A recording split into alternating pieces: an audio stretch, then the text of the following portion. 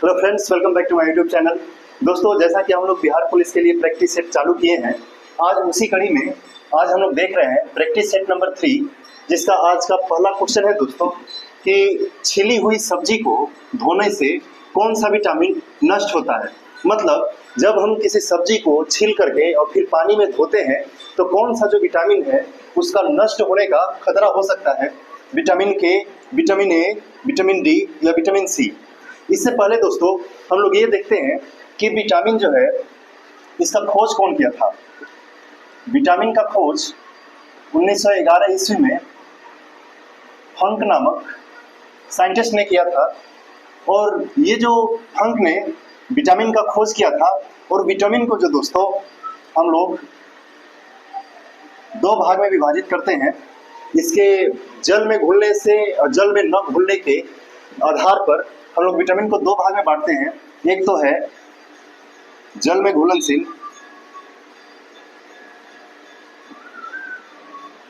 घुलनशील,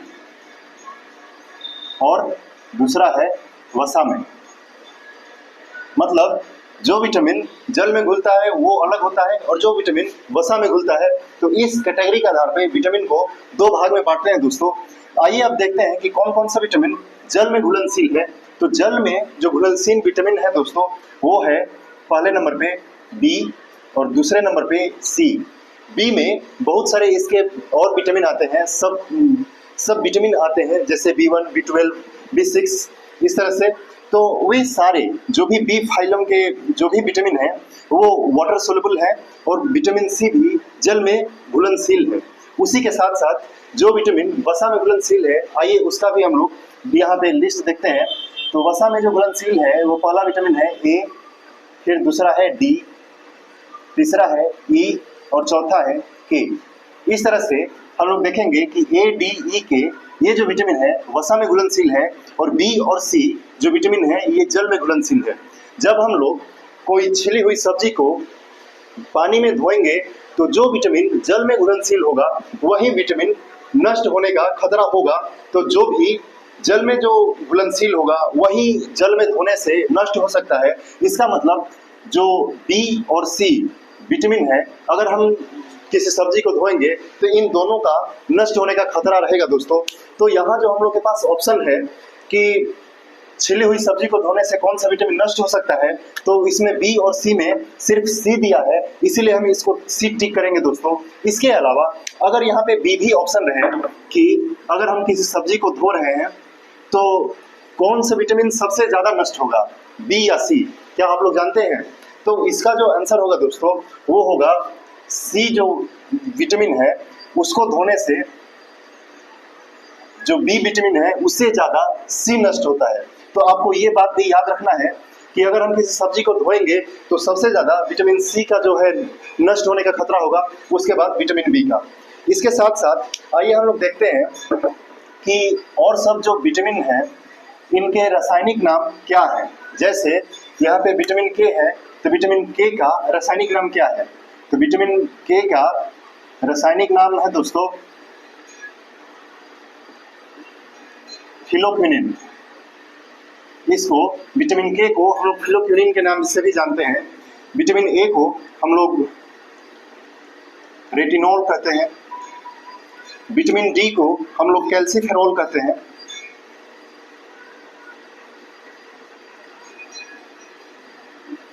कैल्सीफेरॉल। और vitamin C को स्कारबिक अम्ल कहते हैं। आप लोग कमेंट बॉक्स में ये बताने का कोशिश करिएगा कि विटामिन सी के कमी से कौन सा रोग होता है और कौन सा जो अंग है वो प्रभावित होता है।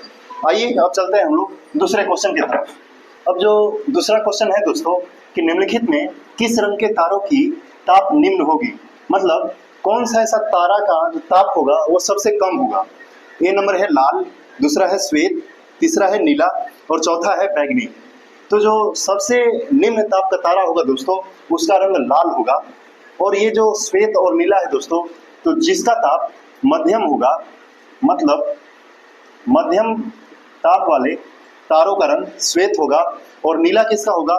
जिसका ताप उच्च होगा। उच्च ताप वाले तारों की जो रंग होगी वो नीला होगा, और जो मध्यम ताप वाले तारे होंगे उसका रंग श्वेत होगा, और जो लाल होगा उसका होगा दोस्तों निम्न ताप। ठीक है, तो ये रहा दूसरा क्वेश्चन। आइए अब चलते हैं हम लोग तीसरे क्वेश्चन पर।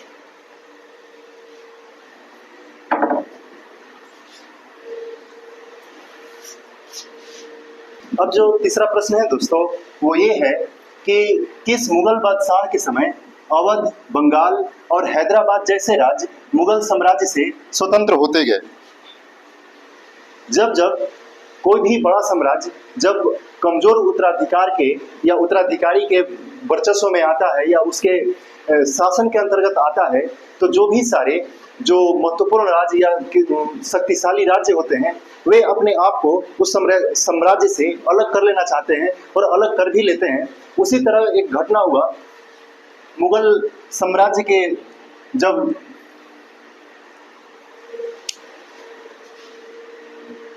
इसमें जो तीसरा क्वेश्चन है दोस्तों वो तीसरा क्वेश्चन ये है कि किस मुगल बादशाह के समय अवध, बंगाल और हैदराबाद जैसे राज्य मुगल साम्राज्य से स्वतंत्र हो गए। जब जब कोई शक्तिशाली राज्य या शक्तिशाली साम्राज्य जब किसी शक्तिशाली सम्राट के अंदर रहता है तो अपना विस्तार और अपना जो सीमाओं का विस्तार है या अपने जो शक्ति का जो विस्तार है वो काफी हद तक करता है। लेकिन जब वो कोई शक्तिशाली सम्राट का मृत्यु होता है और उसके बाद कोई कमजोर उत्तराधिकारी आता है तो उसके दौर में ये होता है दोस्तों कि जो उस साम्राज्य के सबसे महत्वपूर्ण या जो शक्तिशाली राज्य होते हैं वे अपने को अलग करने लगते हैं। उसी क्रम में ये हुआ कि जब मुगल साम्राज्य अपने पतन की ओर जाने लगा और कमजोर होने लगा, तो जैसे अवध एक महत्वपूर्ण और शक्तिशाली राज्य था, फिर उसी तरह बंगाल और हैदराबाद, इन तीनों ने जो मुगल साम्राज्य का जो गुलामी था, दास्ता था, उसको करने से इनकार कर दिया और अपना खुद का स्वतंत्र राज्य घोषित कर दिया। तो इस क्वेश्चन में यही पूछना चाह रहा है कि जब ये लोग खुद को स्वतंत्र कर रहे थे या मुगल साम्राज्य से अपने आप को अलग कर रहे थे, उस टाइम मुगल साम्राज्य का शासक कौन था? इससे पहले हम लोग ये देख लें दोस्तों कि पानीपत का जो प्रथम युद्ध हुआ दोस्तों, फर्स्ट वॉर, ये हुआ था 1526 में बाबर और इब्राहिम लोदी के बीच, जिसमें बाबर जीत जाता है और मुगल साम्राज्य का ये या मुगल वंश का ये स्थापना करता है।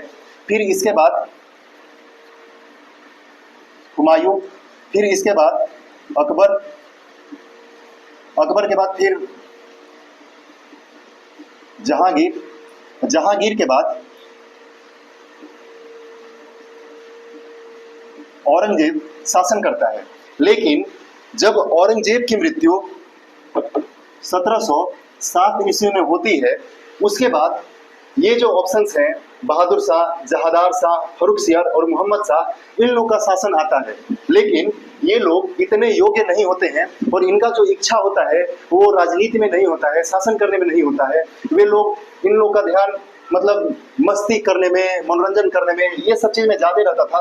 इस वजह से जो साम्राज्य का देखभाल था वो सही से हो नहीं पाया और इसी वजह से अवध, बंगाल और हैदराबाद जैसे जो राज्य थे वे मुगल साम्राज्य से स्वतंत्र होते चले गए।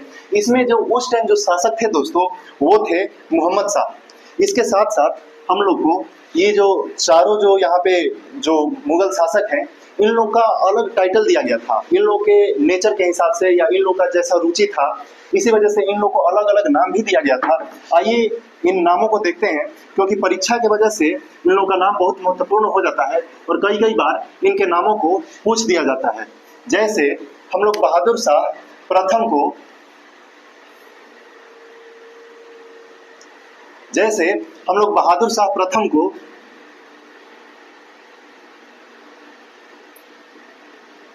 शाहे बेखबर कहते थे। तो अगर आपसे एग्जाम में पूछा जाए कि शाहे बेखबर किस मुगल शासक को कहते थे तो वो बहादुर शाह को कहते थे। उसी तरह से जो जहादार शाह था उसको क्या बोला जाता था, तो इसको बोला जाता था लंपट मूर्ख। और ये जो फर्रुखसियर था, फर्रुखसियर को घृणित कायर कहा जाता था। और ये जो मोहम्मद शाह था इसको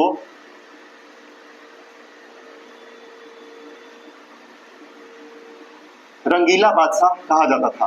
तो इसी मोहम्मद शाह या रंगीला बादशाह के समय जो अवध, बंगाल और हैदराबाद थे, ये मुगल साम्राज्य से स्वतंत्र हो गए। इसको आप लोग ध्यान में रखिएगा। आइए अब हम लोग चलते हैं चौथे नंबर क्वेश्चन पर दोस्तों कि विंध्य शैल समूह, ये जो विंध्य शैल समूह है वो किसके लिए प्रसिद्ध है? लोहा, कोयला, संगमरमर या अभ्रक? ये बिहार एसआई में ये पूछा गया क्वेश्चन है दोस्तों कि विंध्य शैल समूह किस चीज के लिए प्रसिद्ध है। तो इसमें जो राइट आंसर होगा दोस्तों वो होगा संगमरमर। संगमरमर की जगह यदि चूना रहे तो वो भी सही है। तो संगमरमर और चूना के लिए कौन सा शैल समूह प्रसिद्ध है? तो वो विंध्य शैल समूह होगा। यदि हम लोहा के लिए बोलेंगे दोस्तों तो लोहा के लिए होगा धारवाड़ शैल समूह, कि धारवाड़ शैल समूह लोहा पाया जाता है। और ये जो कोयला है दोस्तों ये गोंडवाना शैल समूह में कोयला पाया जाता है। और ये जो अभ्रक है दोस्तों ये राजमहल ये जो अभ्रक है ये राजमहल के पहाड़ियों में या भागलपुर जिले में ये सबसे ज्यादा पाया जाता है। तो आपको ये याद रखना चाहिए। जैसे विंध्य शैल संगमरमर और चूना के लिए, लोहा के लिए धारवाड़ शैल समूह, कोयला के लिए गोंडवाना लैंड, अभ्रक के लिए राजमहल या भागलपुर। तो आई होप कि आपको ये क्वेश्चन अच्छा से समझ में आया होगा। आइए अब चलते हैं हम लोग पांचवें क्वेश्चन पे कि पांचवा क्वेश्चन क्या है। इसमें जो पांचवा नंबर क्वेश्चन है दोस्तों वो इंग्लिश से है कि a person who helps another in crime. A person मतलब एक व्यक्ति, हु मतलब वह, हेल्प्स मतलब जो मदद करता है, अनदर मतलब दूसरे को, इन क्राइम क्राइम करने में, मतलब वैसा व्यक्ति जो किसी दूसरे को क्राइम करने में मदद करता है उस व्यक्ति को क्या बोलेंगे? ए नंबर कल्प्रिट, दूसरा विक्टिम, तीसरा कन्विक्ट या चौथा एकम्प्लिस। सबसे पहले हम लोग देखते हैं कि कल्प्रिट का मतलब क्या होता है। कल्प्रिट का मतलब होता है अपराधी, जो अपराध करता है। और विक्टिम मतलब पीड़ित। आप लोग इस पीड़ित को हिंदी में भी इसको पूछता है तो इसको थोड़ा सा ध्यान से लिख लीजिएगा कि पीड़ित को ऐसे लिखते हैं। तो विक्टिम मतलब पीड़ित और कन्विक्ट मतलब इसका भी मतलब वही है, दोषी या अपराधी। न्यायालय द्वारा जब किसी को दोषी या अपराधी ठहराया जाता है तो उसको हम लोग कन्विक्ट बोलते हैं। और जो चौथा नंबर है दोस्तों वो है एकम्प्लिस। और एकम्प्लिस में होता है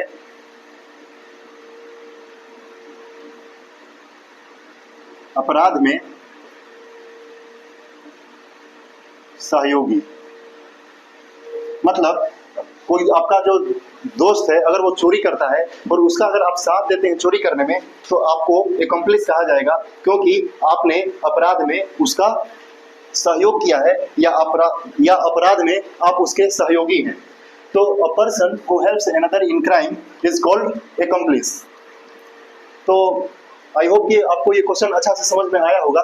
आइए अब हम लोग देखते हैं छठे नंबर क्वेश्चन को। और जो छठा नंबर प्रश्न है कि पानी हीरा विरोधाभास, वाटर डायमंड पैराडॉक्स के प्रतिपादक कौन है? एडम स्मिथ, मार्शल, सैमुअलसन या अमर्त्य सेन? पानी हीरा विरोधाभास है दोस्तों, उसके प्रतिपादक एडम स्मिथ हैं। और एडम स्मिथ को इकोनॉमिक्स के पिता भी बोलते हैं। Father of economics Adam Smith को हम लोग बोलते हैं। आइए अब हम ये समझते हैं कि ये जो पानी हीरा विरोधाभास ये किस चीज को कहते हैं। तो पानी हीरा विरोधाभास जो है ये दोस्तों हम लोग इसको ऐसे समझते हैं कि एक तरफ हम लोग पानी और एक तरफ हम लोग हीरा लेते हैं। यही दो चीजों का तुलना किया गया है और तुलना में इस चीज को दिखाया गया है कि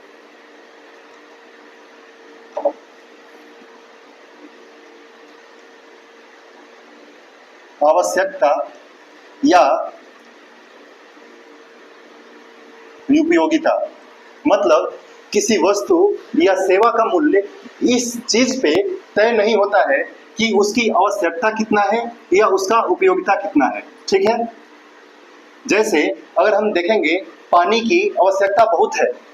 संस्कृत में एक वाक्य है कि जलमेव जीवनम अस्ति, मतलब जल ही जीवन है। तो पानी का आवश्यकता हमारे लाइफ में बहुत अधिक महत्वपूर्ण है और इसकी उपयोगिता भी। लेकिन यदि हम इस एक बोतल पानी का दाम अगर देखेंगे दोस्तों, तो 20 रुपया, 50 रुपया, हार्डली 100 रुपया, 100 रुपया से अधिक एक बोतल पानी का अभी खास करके इंडिया में इसका प्राइस 100 से ऊपर नहीं है। लेकिन यदि आप एक बोतल लेकर जाइए और इसमें हीरा भर के लाइए, तो क्या आप 100 रुपये में लेकर चले आइएगा? बिल्कुल नहीं। क्यों? क्योंकि हीरा जो है दोस्तों वो दुर्लभ है और हीरा का जो मांग है अधिक है और पूर्ति जो है इसका पूर्ति कम है। तो किसी वस्तु या सेवा का जो प्राइस होता है या मूल्य होता है उसका निर्धारण कैसे होता है? तो उसका निर्धारण उसकी दुर्लभता पे डिपेंड करता है कि कौन सा जो वस्तु है या सेवा है वो कितना दुर्लभ है।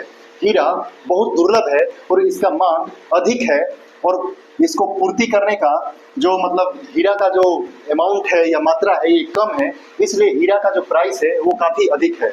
लेकिन जब हम पानी का देखते हैं कि पानी का उपयोगिता तो बहुत है, उसकी आवश्यकता बहुत है, लेकिन इसका प्राइस बहुत कम है। यही जो विरोधाभास है पानी और हीरा के बीच में कि पानी इतना महत्वपूर्ण होते हुए भी इसका प्राइस कम है और हीरा जिसका लाइफ में कोई यूज नहीं है, यदि हम इसको श्रृंगार से निकाल दे, लेकिन फिर भी हीरा का जो प्राइस है वो काफी अधिक है पानी के मुकाबले। इसी जो विरोधाभास है, यही जो पैराडॉक्स है, उसी को पानी हीरा विरोधाभास कहते हैं दोस्तों, जिसको एडम स्मिथ ने प्रतिपादित किया था या बताया था। आई होप कि आपको यह सॉल्यूशन अच्छा लगा होगा। आइए अब हम चलते हैं 7वें नंबर क्वेश्चन पे। और जो 7वां नंबर क्वेश्चन है दोस्तों कि ऋषि का स्त्रीलिंग रूप क्या है? ऋषिनी, ऋषि पत्नी या ऋषिका या ऋषि। तो ऋषि का जो स्त्रीलिंग है दोस्तों वो है ऋषिका। इसमें ज्यादा कुछ बताने लायक है नहीं, ये आपको याद रख लेना है कि ऋषि का जो स्त्रीलिंग है उसको हम लोग ऋषिका बोलते हैं। आइए अब हम चलते हैं 8वें नंबर क्वेश्चन पे कि 8वां नंबर क्वेश्चन क्या है दोस्तों। इसमें जो 8वां नंबर प्रश्न है दोस्तों कि सिनोनिम ऑफ मोनोलिथिक। सिनोनिम मतलब पर्यायवाची, मोनोलिथिक का पर्यायवाची शब्द आपको बताना है कि मोनोलिथिक का पर्यायवाची शब्द क्या है। वो माइन्यूट है, क्रैम्प्ड है या रिटन है या ह्यूज है। सबसे पहले हम लोग ये देखते हैं कि सिनोनिम कैसे बनता है। सिनोनिम में यहाँ 2 वर्ड है, रूट वर्ड है, जिसको हम लोग लिखते हैं साइन ओ नीम। जब हम इंग्लिश रूट वर्ड में इस साइन का नाम, जहां भी साइन देखेंगे दोस्तों, तो इसका मतलब होता है सेम, वो मतलब होता है ऑफ, और नीम मतलब होता है name. Name of same thing is called synonym. तो जो यहाँ इसके जैसा ही जो नाम बताए, जो बराबर का नाम बताए, इसके जैसा ही, उसी को हम लोग सिनोनिम बोलते हैं। तो सिनोनिम का ये जो फॉर्मेशन है ये आप लोग को समझ में आया होगा। अब हम लोग देखते हैं कि मोनोलिथिक का मतलब क्या होता है। तो मोनो मतलब होता है सिंगल, और लिथिक मतलब या लीथ मतलब होता है दोस्तों स्टोन। मतलब single stone is called monolithic. जब हम लोग इतिहास में पढ़ते हैं, खास करके सदर्न पार्ट ऑफ इंडिया में, तो वहाँ पे जब कोई व्यक्ति का मृत्यु होता था तो उसको दफनाया जाता था। और जहाँ पे उसको दफनाया जाता था, जैसे यहाँ पे उसको दफनाया गया मिट्टी खोद करके, तो यहाँ पे दोस्तों एक सिरा पे यहाँ पे इतना बड़ा पत्थर ऐसे चिन्ह के रूप में लगा दिया जाता था कि यहाँ पे उस व्यक्ति को दफनाया गया है। फिर उसके खानदान का जो व्यक्ति मरता था तो उसको इसी बगल में बड़ा सा कमरा इसको ऐसे बना करके फिर यहाँ पे उसको दफनाया जाता था। उसको वहां दफनाया गया, फिर अगर इसमें कोई और मरेगा फिर उसको यहाँ पे दफनाया जाएगा, और यहाँ पे एक बड़ा सा पत्थर लगा के रखा जाता था साइन के लिए। इसी जो पत्थर को बोलते हैं दोस्तों, इसी को हम लोग बोलते हैं मोनोलिथिक। और ये जो पत्थर होता था दोस्तों, वो साइज में काफी बड़ा होता था। तो यही मतलब है इस पत्थर का, मोनोलिथिक का।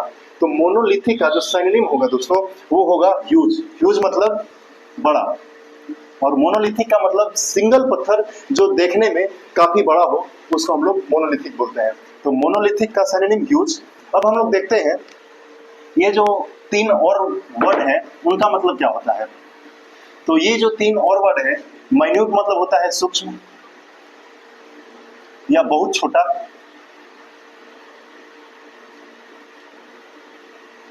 क्रैम्प्ड मतलब ऐंठन, जैसे हम लोग दौड़ते हैं और दौड़ने के टाइम में पैर जो मुड़क जाता है तो उसी मुड़कना को हम लोग बोलते हैं क्रैम्प्ड।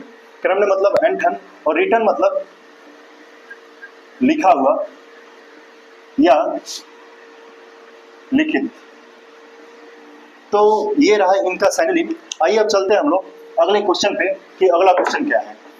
और इसमें जो 9th नंबर क्वेश्चन है दोस्तों वो ये है कि संसारिक का शुद्ध रूप क्या होगा। आपको बताना है कि संसारिक को कैसे लिखते हैं।